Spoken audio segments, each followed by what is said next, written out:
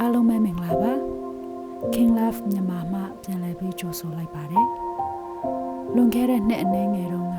ဆီးရီးယားနိုင်ငံကမွတ်စလင်ဒုက္ခသည်မိသားစုတစုနဲ့ကျွန်မခင်မင်ရင်းနှီးခွင့်ရခဲ့ပါတယ်ဘာသာရေးအကြောင်းနဲ့ပြန်လည်ဆွေးနွေးဖြစ်ကြတဲ့အခါမှာသူတို့ရဲ့နေရာမှာရှိတဲ့ခရစ်ယာန်တွေရဲ့အကြောင်းကိုသူတို့ကဒီလိုလေးပြောပြပါတယ်အဲ့ဒီခရစ်ယာန်တွေဟာတကယ်ကိုမေတ္တာတရားနဲ့ပြည့်ဝတဲ့သူတွေပါတဲ့တကယ်တော့မေတ္တာဆိုတာခရစ်ယာန်ဘာသာရဲ့အသက်သွေးကြောစကားလုံးပါပဲအဦးဆုံးနဲ့အလှပဆုံးသောမေတ္တာကတော့ဘုရားသခင်ကိုယ်တိုင်ရဲ့မေတ္တာတော်ပဲဖြစ်ပါတယ်အဲ့ဒီမေတ္တာကနှုတ်ဖျားကထွက်တဲ့စကားတသက်မဟုတ်သလိုစာအုပ်ကြီးတွေကသီအိုရီတွေလည်းမဟုတ်ပါဘူး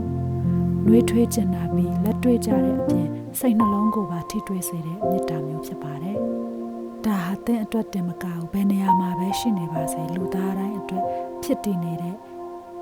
လက်တွေ့ကြကြမေတ္တာဖြစ်ပါတယ်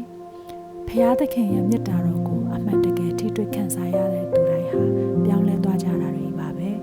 အဲ့ဒီမေတ္တာထဲမှာပဲဆက်လက်ရှင်သန်ခြင်းစိတ်ရှိလာတယ်လို့အခြားသူတွေကိုလည်းပြန်လဲဝေမျှခြင်းစိတ်တွေတားဆီးမရအောင်ဖြစ်ပေါ်လာတတ်ပါတယ်ဒါဟာတဘာဝကြတဲ့အကျိုးဆက်လည်းဖြစ်ပါတယ်ဗုဒ္ဓဘာသာဝင်95%လောက်ရှိတဲ့ထိုင်းနိုင်ငံဘန်ကောက်မြို့မှာ First Love Church လို့အမည်ရတဲ့အသင်းတော်လေးတစ်ခုရှိပါတယ်။အဲ့ဒီအသင်းတော်ကလူတွေဟာသူတို့ရဲ့နာမည်နဲ့အညီဘယ်လိုလက်တွေ့အသက်ရှင်နေထိုင်ကြလဲဆိုတာကိုကျွန်မကိုယ်တိုင်မျက်မြင်တွေ့ခဲ့ရပါတယ်။တကယ်ကိုလှပလွန်တဲ့အတွက်ကြောင့်လည်းအခုလိုပြန်လည်မျှဝေရခြင်းဖြစ်ပါတယ်။အဲ့ဒီကသင်းအုပ်ဆရာဇနီးမောင်နဲ့2ယောက်လုံးဟာအရင်ကမူရစေးဆွဲခဲ့ဘူးသူတွေဖြစ်ပြီးထောင်ကျဘူးသူတွေလည်းဖြစ်ကြပါတယ်။ယေရှုခရစ်တော်ရဲ့အသက်တာပြောင်းလဲစေတဲ့မေတ္တာတကူနဲ့ဆုံတွေ့ပြီးတဲ့နောက်မှာတော့သူတို့ဟာသူတို့ရဲ့မြို့ပြမှာအဲ့ဒီမေတ္တာတရားတွေပြန့်ပွားဖို့ဘဝကိုမြုံနှံခဲ့ကြပါတယ်။သူတို့ရဲ့လှုပ်ဆောင်ချက်တစ်ခုကတော့လတိုင်းရဲ့စနေနေ့တွေမှာအကျဉ်းထောင်အသီးသီးကိုတွားရောက်လည်ပတ်ကြတာပါ။ထောင်ထဲဝင်ခွင့်ရဖို့ကြိုတင်ပြင်ဆင်ရတာ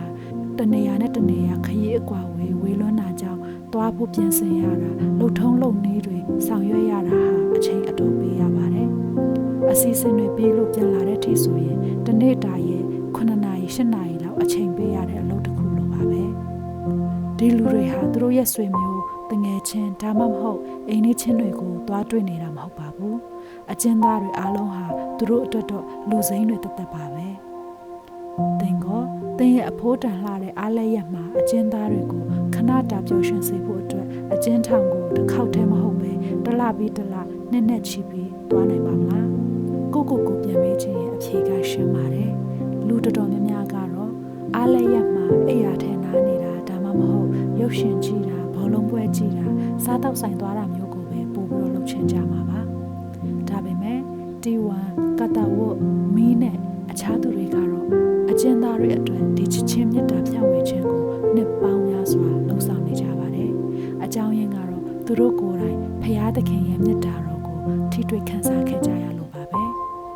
ရယူခြင်းထက်ပေးကမ်းခြင်းကပိုပြီးမင်္ဂလာရှိတယ်ဆိုတာကိုသူတို့တွေကိုယ်တိုင်နားလည်သဘောပေါက်သွားကြတာပါတမန်ကျမ်းစာကထာဝရအသက်လို့ခေါ်တဲ့ဘုရားသခင်ရဲ့အသက်ရှင်နေထိုင်နည်းအတိုင်းသူတို့ရွေးချယ်ခဲ့ကြတာဖြစ်ပါတယ်ဒီလိုမျိုးအသက်ရှင်ဖို့ရွေးချယ်တဲ့အခါပေးဆက်ရတာတွေရှိပါတယ်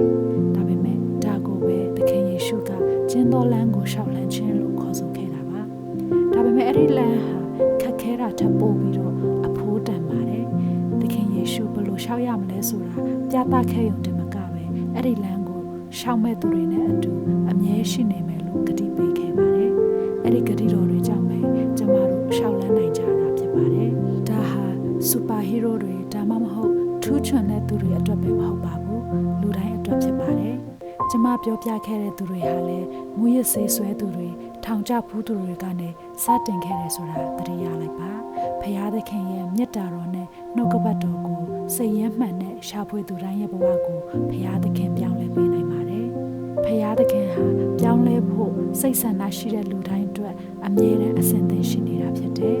မိတ်ဆွေကိုလည်းအမြဲတမ်းစောင့်နေတာဖြစ်ပါတယ်ကြားနာသူရောက်ချင်းစီတိုင်းဖခင်သခင်ကောင်းချီးပေးပါစေ